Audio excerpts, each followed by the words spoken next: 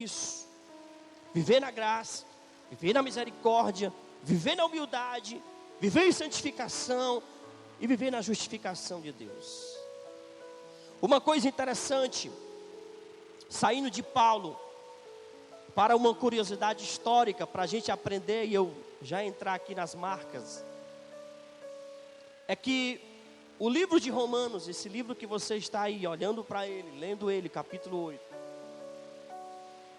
foi o livro que mudou a história de um dos homens, escute isso, de um dos homens mais importantes da história do mundo.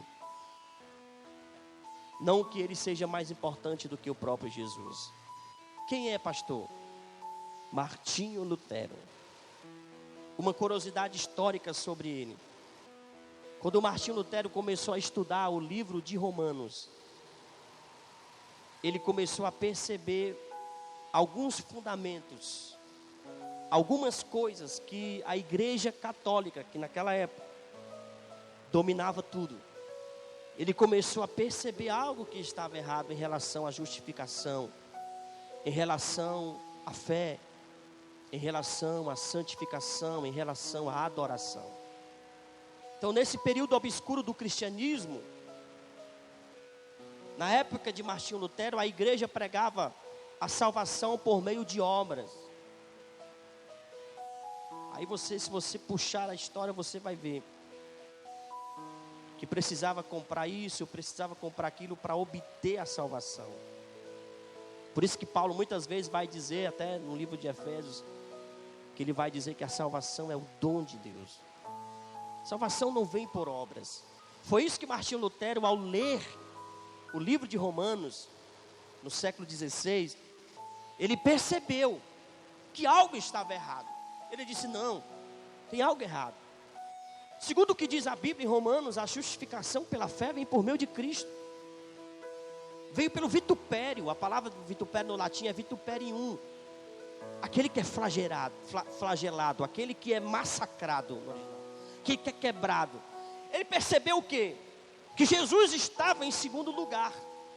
E as coisas da terra, as obras da terra, estavam em primeiro lugar. Então ele disse, não, está errado.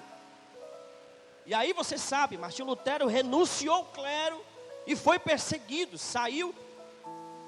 E nós temos hoje a origem do protestantismo, que é a igreja evangélica. Por que protestantismo? Porque nós protestamos contra o que, pastor? Contra os falsos ensinos que permeiam o nosso mundo. Ele se tornou um apologeta da fé, um defensor da fé. E por causa disso, foi perseguido. Porque agora ele estava na mentira e encontrou a verdade. Da mesma forma de Martinho Lutero, no século XVI, Paulo também, aos Romanos, muito antes,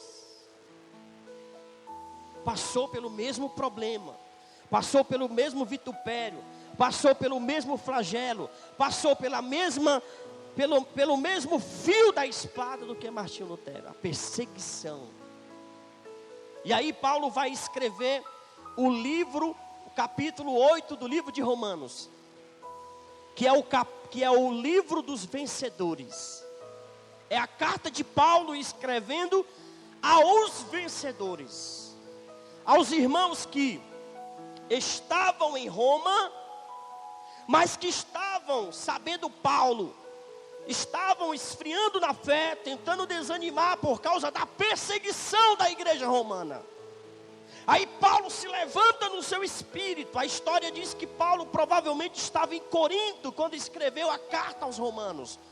A única intenção de Paulo era fortalecer os irmãos que estavam querendo fraquejar na fé. E aí ele começa a escrever sua carta aos Romanos no capítulo de número 8. Aí no versículo 1, você sabe, ele vai dizer: portanto, agora nenhuma condenação há para os que estão em Cristo Jesus, segundo aqueles que não andam segundo a carne, mas segundo o meu espírito. Por que ele disse isso? Porque segundo a tradição, segundo a história, algumas pessoas estavam ali querendo conturbar a mente dos cristãos, e Paulo chegou e escreveu a carta chegou aos irmãos, na intenção de fazer deles conhecido de que, se a gente está em Cristo, não nas obras, mas está em Cristo, não nos homens, mas está em Cristo, nenhuma condenação há, ou seja, nós fomos lavados, remidos pelo seu sangue, e pela fé, nós veremos a sua presença e a sua glória. Se você está entendendo isso, glorifica o Senhor.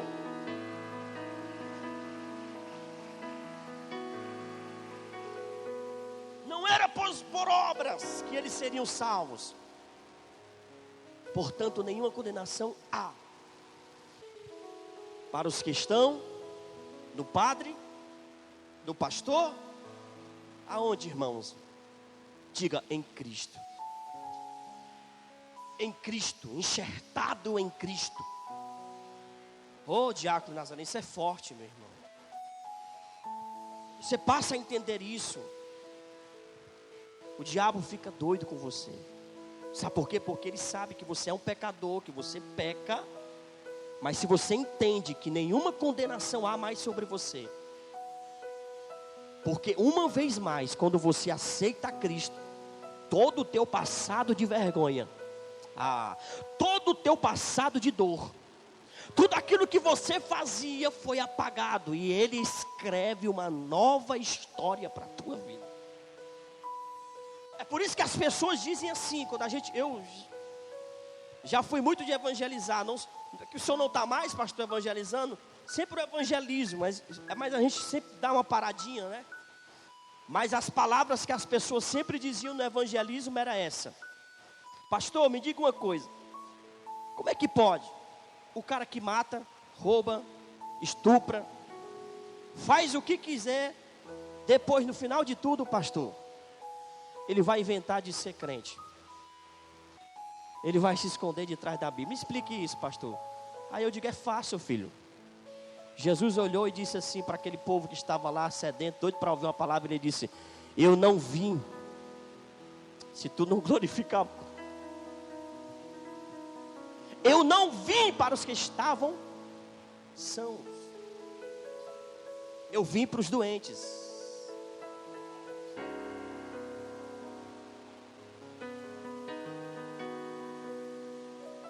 Não vim para aqueles que estavam perfeitos, eu vim para os imperfeitos mesmo.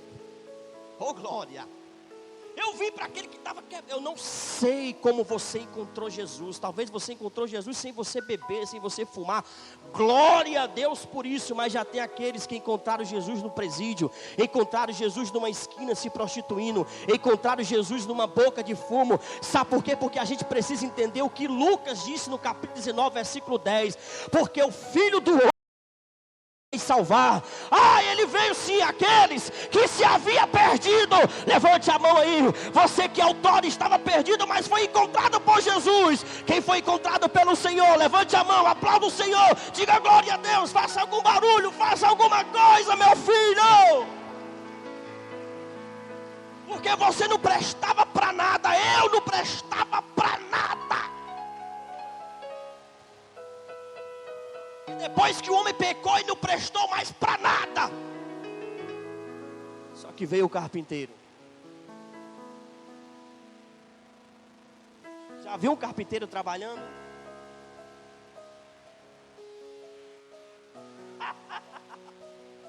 Eu não prestava para nada você. As pessoas olhavam para você e diziam, nem Deus muda ele. Tem um ditado que diz assim: pau que nasce todo nunca se endireita.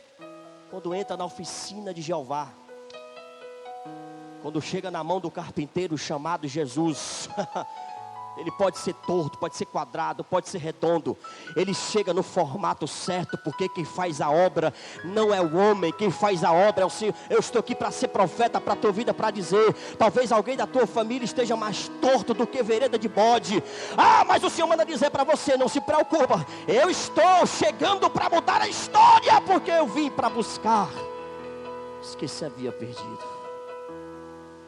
Então não perca a esperança, não perca a fé por isso.